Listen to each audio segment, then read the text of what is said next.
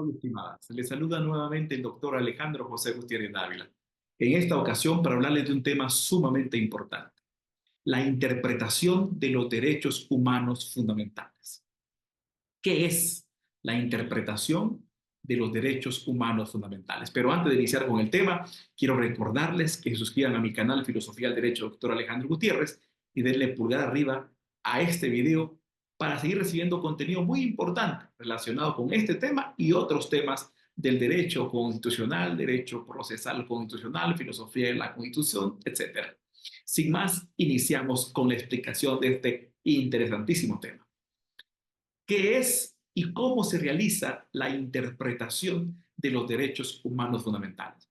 En un video anterior les he explicado qué son los derechos humanos fundamentales. Recordamos entonces que los derechos humanos fundamentales son aquellos derechos naturales inherentes a la persona humana que le son propios e innatos por el solo hecho de ser un ser humano, pero que estos derechos humanos han sido reconocidos y garantizados por un pacto político nacional llamado Constitución Política de la República, elevados a la categoría de máximos valores del ordenamiento jurídico del país. Esos son los derechos humanos fundamentales. Y ya vimos en otro video que las características de los derechos humanos fundamentales es que han sido elevados al máximo rango y a la máxima jerarquía como los máximos valores axiológicos, éticos, jurídicos del ordenamiento jurídico del país, que han sido establecidos como límites al poder. Los derechos humanos son límites para quienes ejercen la función pública. 3. No puede existir una reserva legal general hacia los derechos humanos. No pueden estar limitados por la ley los derechos humanos. Otra característica. Otra característica, 4, es que tienen máxima fuerza vinculante. Los derechos humanos vinculan y obligan a todos los organismos de Estado, de tal cuenta que los organismos ejecutivos, legislativos, judiciales están sometidos al imperio de los derechos fundamentales y las leyes, reglamentos y actos de autoridad que emitan no pueden disminuir, tergiversar o restringir los derechos humanos fundamentales porque hacerlo serían nulos de pleno derecho.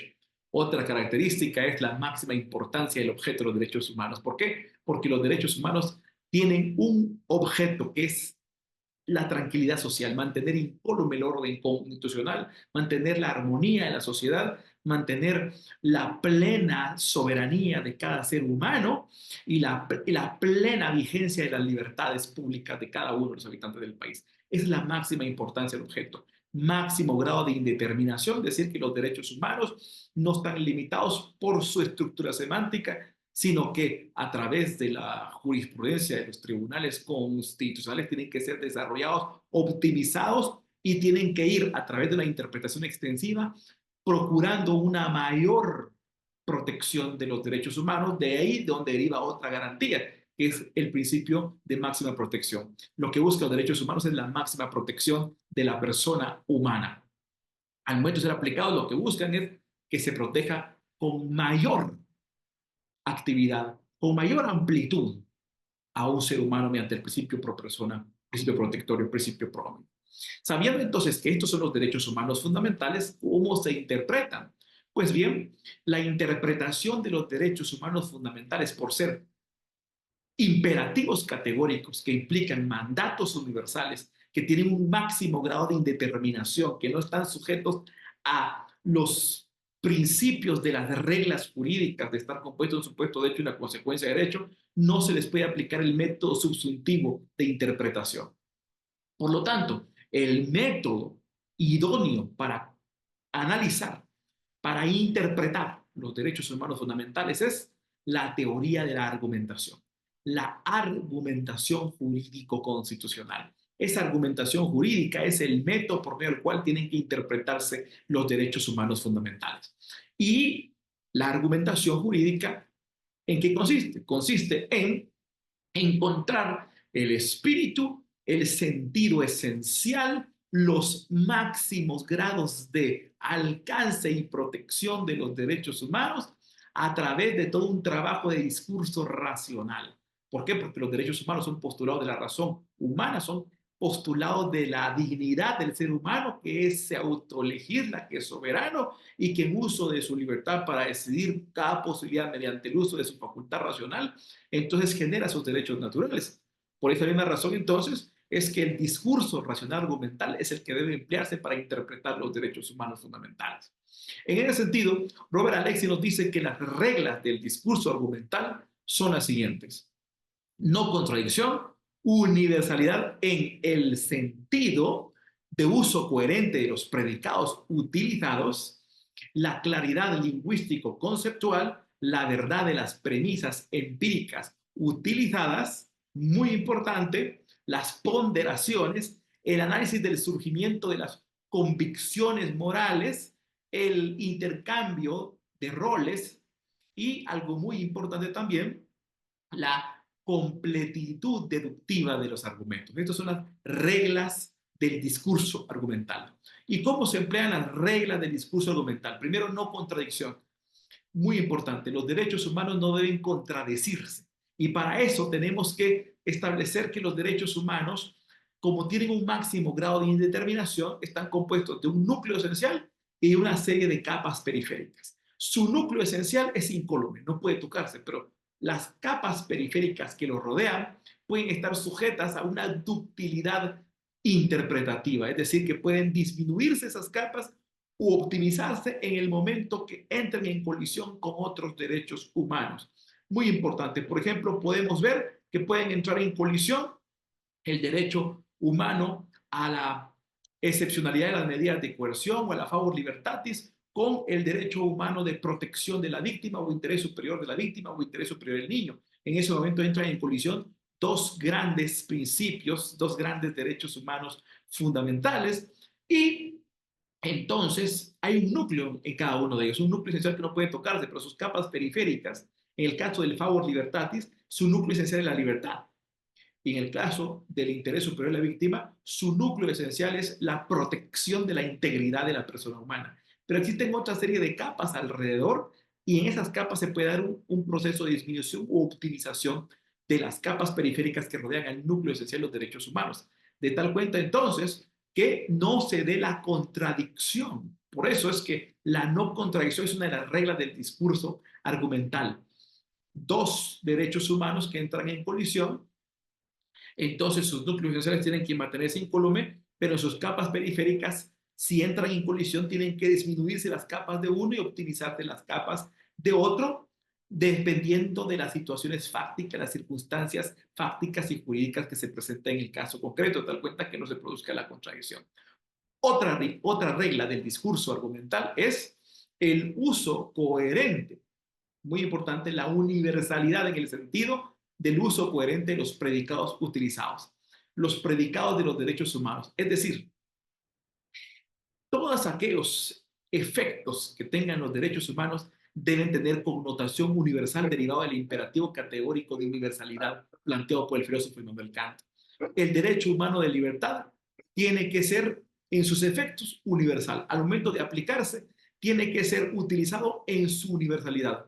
Es decir, visto desde la óptica que no se le puede limitar a ninguna persona por ningún motivo, y que en los casos particulares los efectos pueden irse disminuyendo, pueden irse optimizando por ciertas circunstancias, pero jamás pueden eliminarse del todo los efectos de el derecho humano a la libertad. ¿Por qué? Porque hay una universalidad en el sentido del uso coherente de sus predicados utilizados, de sus efectos. Muy importante. La claridad del lingüístico conceptual, es decir, que debe ser muy importante el cómo se va a desarrollar el concepto y el lenguaje del derecho humano. No puede haber vaguedad, ni ambigüedad, ni oscuridad, sino que tienen que ser claros los conceptos de cómo pueden utilizarse el derecho a la libertad, el derecho a la libertad de comercio, la libertad de empresa. Por ejemplo, si entra en colisión en los principios laborales de irrenunciabilidad de los derechos mínimos y el principio de protección del capital y la democracia y conciliación entre capital y trabajo, tienen que ser claros los conceptos lingüísticos al momento de establecer de qué manera se va a disminuir y optimizar uno u otro. La verdad de las premisas empíricas utilizadas. Es decir, que las circunstancias fácticas que van a determinar cómo utilizar los derechos humanos deben ser verdaderas. Los hechos tienen que ser verdaderos, es decir, debidamente acreditados por los elementos probatorios, porque no puede ser con base en hechos falsos, en hechos no probados o en hechos dudosos que se va a establecer las posibilidades fácticas para determinar la disminución o la optimización de los derechos humanos fundamentales. La completitud deductiva de los argumentos, es decir, que tienen que utilizarse todos los principios lógicos en los argumentos: identidad, tercero fluido, razón suficiente, derivación, coherencia, para poder establecer de qué manera se va a desarrollar, optimizar, disminuir el derecho humano. Otra regla muy importante del discurso argumental son las ponderaciones y las consideraciones de las consecuencias. Medir qué consecuencias tendrá en la sociedad, qué consecuencias tendrá en cómo se va a producir esos efectos en la sociedad, de tal cuenta entonces que el derecho humano podrá limitarse de acuerdo a las consecuencias que pueda tener, nocivas o positivas, en la sociedad, para fin de armonizar esa esencia de los derechos humanos fundamentales.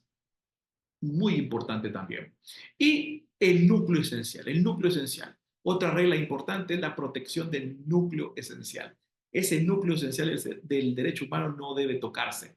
Por ejemplo, en el principio de favor libertatis, o el derecho humano, excepcionalidad de las medidas de coerción, el núcleo esencial de la libertad, su núcleo de la libertad. Y luego tiene otras capas, como la libertad de acción, la libertad de locomoción, la libertad de reunión, por ejemplo, la libertad de comunicación, la libertad de expresión, todas esas libertades son capas periféricas del núcleo de la libertad, de tal cuenta que se podrían ir limitando ciertas capas de la libertad en procura de la protección de otro derecho humano que entra en colisión, como la protección del interés superior de la víctima, pero nunca llegar a tocar el núcleo esencial, que es la libertad, la protección del núcleo esencial. Y finalmente, la máxima protección, o el principio de máxima protección del ser humano. Cada vez que se apliquen los derechos humanos debe procurarse de que se busque la máxima protección del ser humano, que el ser humano nunca quede desprotegido en su integralidad, que el ser humano nunca quede desprotegido en su integridad, en su vida y en sus derechos naturales, en su libertad de locomoción, de tal cuenta que se limiten solo en la medida de lo posible y nunca completamente, a fin de no tocar el núcleo esencial de los derechos humanos fundamentales. Y estas son las reglas del discurso argumental como método interpretativo de los derechos humanos fundamentales. Hay mucho más que explicar y muchos temas más que están relacionados, sin embargo, los estaremos tocando en otras cápsulas. Pero si están interesados, no se olviden suscribirse a mi canal Filosofía del Derecho, Dr. Alejandro Gutiérrez, y darle el pulgar arriba para seguir recibiendo las notificaciones de esos próximos videos que estaremos explicando sobre este tema y otros temas de mucha importancia sobre el derecho constitucional, derecho procesal, constitucional y filosofía de la Constitución, etc. Ha sido un gusto compartirles, así que saludos a todas y a todos.